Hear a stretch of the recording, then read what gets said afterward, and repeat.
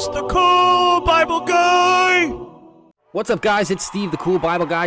What's up? Today we're going to be talking about Psalms chapter 34, verse 14. But before we discuss the verse of the day, you know what you have to do. Set your intentions for this Bible hangout in the comments below, because the person who aims at nothing hits it with amazing accuracy. Let's be on purpose today. So, let's get into the verse. Turn from evil and do good. Seek peace and pursue it.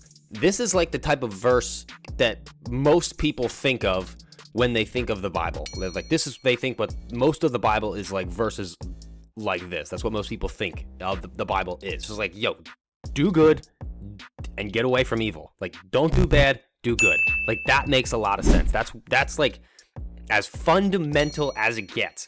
Then the second part is seek peace and pursue it. Obviously, don't start wars. Don't hit people. Don't be aggressive. Like, seek peace and pursue it. I love you. Let's talk about all of the different ways we can apply this psalm in our everyday life. Obviously, number one, kind of the most basic one, is turn from evil. We want to reflect on our actions and decisions every day, identify the behaviors that may be considered harmful, dishonest, unethical, and strive to eliminate those negative aspects of your life. Guys, we are constantly bombarded by temptation and things like that every day. It could be something as little as maybe I shouldn't eat that cookie that's sitting on the countertop and you know, because I'm on a diet. Or it could be something more severe, like maybe you're being tempted by someone at work to cheat on your spouse, and that's a different type of temptation. Obviously, a very large gap in severity in between the two temptations, but regardless, you don't want to be doing either one. Now, I mean, obviously, eating a cookie on a diet is not as I wouldn't even say that's considered a sin. That's just undisciplined. But you guys get you get my point here. Turn away from the evil here. The advent of the internet, the access to evil is certainly a lot more prevalent than it used to be. So I think I saw a quote the other day that somebody said 13-year-old boys that have now seen more naked women than the emperors of Rome ever saw in their entire life, which is a really sick thing to actually to hear. But it's also, I think it's true as well. I mean, with the access to the internet, you can do that stuff now. So that's the kind of evil you want to get rid of in your life. So on the flip side of that, let's go to number two, which is to do good. We want to actively engage in the acts of kindness and generosity. Look for opportunities to help others. Whether it's like, you know, you could be charitable, you could be volunteering at some kind of event, that you could be, you know, just simply being compassionate and supportive in your interactions. I think the best type of good that you quote unquote can do is when it's just in your everyday activities. Like when you go to the coffee shop in the morning to pick up your coffee, or when you pick up your car at the auto dealer because it's getting serviced or whatever. Just those normal interactions when you make that eye contact and be like, just look someone in the eye and be able to shake their hand, smile. And here, I know this is gonna be mind blowing. Say please and thank you and smile. Like, these are the basic things that I think a lot of people mess this up. These are the kinds of things that really a lot of people are not putting into play, and this is causing the kind of the deterioration of I guess the human to human interaction, and that's kind of, we're almost turning into robots, because we don't. A lot of people, and I'm talking specifically my generation and the one below it, is that we struggle to make eye contact because we grew up with technology, whereas, you know, prior to us, it was you didn't have as much of that, and you did have to kind of lean more on your ability to interact with human beings in an in-person setting. Number three, I wanted to talk about how this suggests that you should become a home for peace to reside. And I think this is a really hard one to do, because you want to foster a mindset of peace in your daily life, like we were just talking about with doing good in your daily life. You also want to do that when it comes to manifesting peace. And this could be like the most basic meaning, where it involves resolving conflicts amicably, or avoiding, and this is the one that's really hard, avoiding unnecessary arguments or confrontations, and then promoting harmony in your relationships. Now, avoiding unnecessary arguments and confrontations is tough, because there is a lot of pride out there, and with the access of information, a lot of people today know more than a lot of people in the past.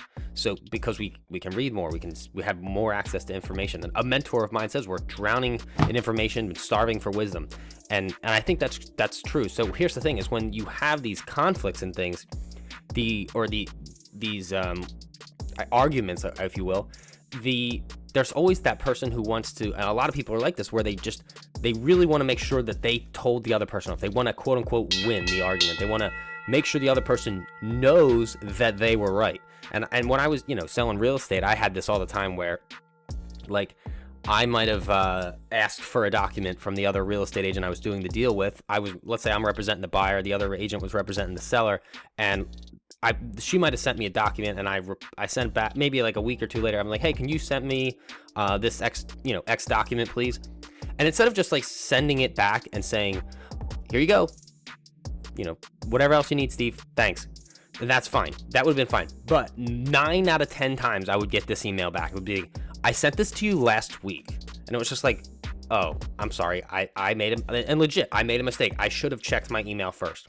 But to reply with, I sent this to you last week, it's like, that's the kind of stuff I'm talking about. That's not becoming a home for peace. That's enough. That's an aggressive thing. That's a condescending thing. That's a, hey, you're stupid, check your email, you moron type thing. That's the opposite of what I'm trying to get at. So becoming a home for peace would be like just replying to my email and saying, here you go, Steve. And then obviously you don't have to let me know that I already have it because I made a mistake. You know what I mean? Like, that's the kind of interaction I'm talking about. And then that bleeds into number 4, which is instead do the opposite, pursue peace. Please, no gang signs. No, throw it up, I'm kidding. Yeah, peace. I love peace. I'll be out of a job with peace. The 5th thing I had in mind, which is cultivate a positive atmosphere. So when you start to pursue peace, like I was just telling you, when you avoid those unnecessary comments, when you stop saying those things that you basically tell the other person that they were wrong, or passive aggression is literally the most annoying thing in the world to me. Like, that's like the biggest red flag, the fact that you have to let someone else know that they were wrong, or the fact that you had to let someone else know you were right, or you did something better than them. That is just like such a huge red flag and a character flaw. So like, when you cultivate a positive atmosphere within your own life, within your family, or if you're a business owner, if it's within your company, whatever team you're leading, whether it's a sports team or a business team, wherever it is, if you create this positive atmosphere, this passive aggression goes away, and you then do start to create numbers 3 and 4, becoming a home for peace, and then pursuing peace. So then you have the whole positive atmosphere. That's the type of place most people will want to be at, because especially when it comes to company culture and job searches and things, I do know that company culture and the people that they work with ranks higher than the amount of money people are paid when it comes to a job search. More people do want to work with people they like more than they want to be paid higher. And that's a fact. That goes to show you how strong a positive atmosphere is. So, and then obviously, guys, we'll end on this point, which is continuous improvement. We want to understand that applying these principles is an ongoing process, certainly something that we need to train and exercise at, just as if we need to exercise with working out, exercise training, with our fitness life, with anything else we do in like practice. For me, woodworking is a hobby for me, so practicing that to get better at that, being someone who pursues peace, that's another thing we all have to practice at, because none of us are perfect with that. So remember, as always, we are all on our own unique journey with this, so please implement these in the best way you can that are applicable to your life. And then with that, we'll end on a prayer. God, our world desperately needs your peace. Let my conversations flow with grace and love. Show me how to better live in peace with others and seek goodness.